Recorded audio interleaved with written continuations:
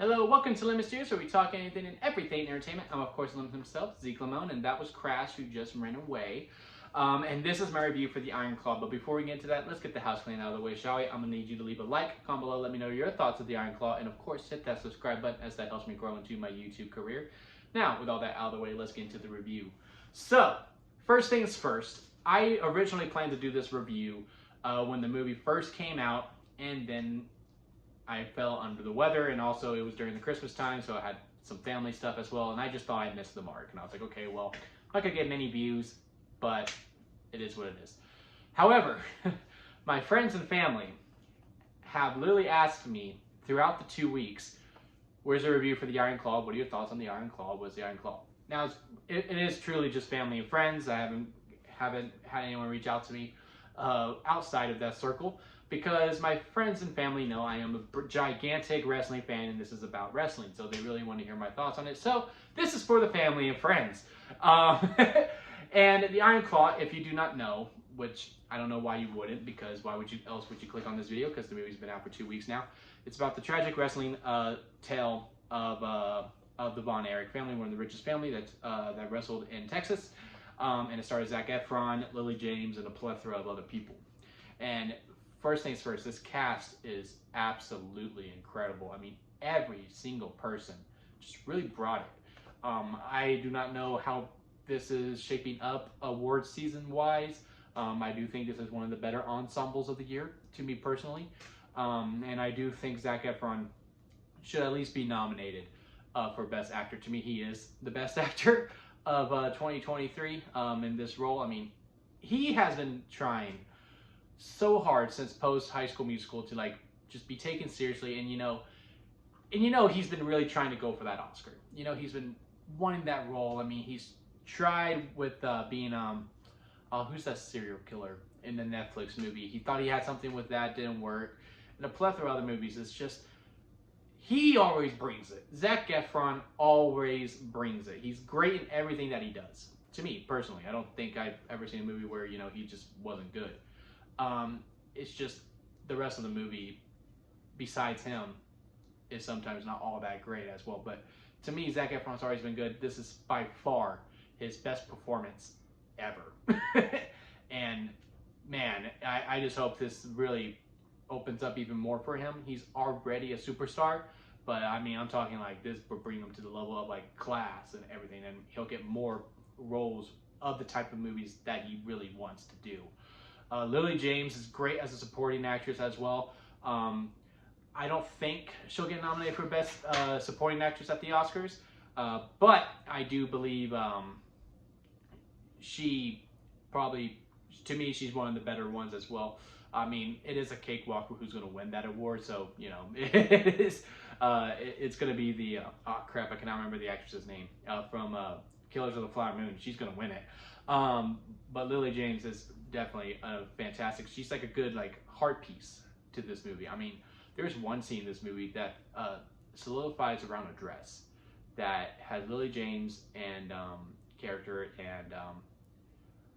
and the mom, and it's just about this dress, and they're just talking about this dress, and I'm bawling. I am so crying, and the mom actually is part of that, but Lily James, the way how she's playing off of it, is really, really good as well. To me, it's one of the standout moments. And the rest of the cast, again, they're all great. Crap, I cannot remember his name. The guy from The Bear, he plays great as Kerry Von Erich. The dad is also fantastic in this movie as well. The way how he's written as well, where the kids are ranked, but the ranking can change depending on the competition. And when you hear that, and any other stereotypical movie, it will go in a route of, so the brothers are constantly competing each other, so they kind of resist each other and they hate each other. But that's not it at all. And to me, when it comes to biopics, especially knowing the tragic tale of this movie, and I'm working on it, and I did pretty good with this movie because I did cry quite a bit. But when I know something is not gonna go well, I don't get attached, because I don't want to feel sad. No one likes to feel sad. Some people say, oh man, sometimes it just feels good to cry. No, it doesn't. Crying sucks. And I did not want to do that, and I did. And they really did great on, like, you really would think these brothers resist each other, but resent each other.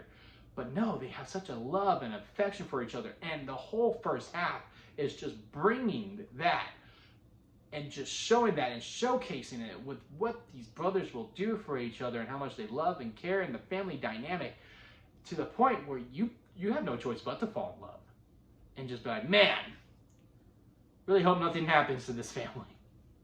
And then we know what happens to this family. And then when the second half hits and it's just about the tragic tale, and it completely shifts, because you're just like, man, it's all sunshine and rainbows, and then on the dime it goes down, and then you just stay there. And it does happen a little too fast for me personally, because I do believe there is some time, but again, you only have a certain amount of time, so I get it. Like, it's very, very minor, but also why it's so fast is because they did cut a family member out, which, I get it. It is a little too sad, but I do kind of feel like one brother was a hybrid of both, but not both, of two brothers. Like, it was a hybrid of two. It's what I feel like. So that, like, everyone was somewhat represented, but it really was, like, at some point it just become a little too tragic.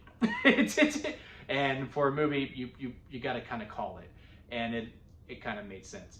But I really, that's really the only complaint I could make, is that the tragedy was a little too fast, or the set of tragedies that happened were a little too fast for me. But that's really it.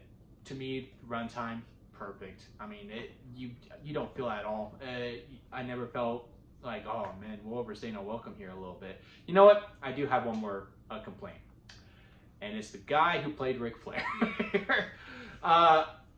So I'm in a full theater when I see this movie, okay?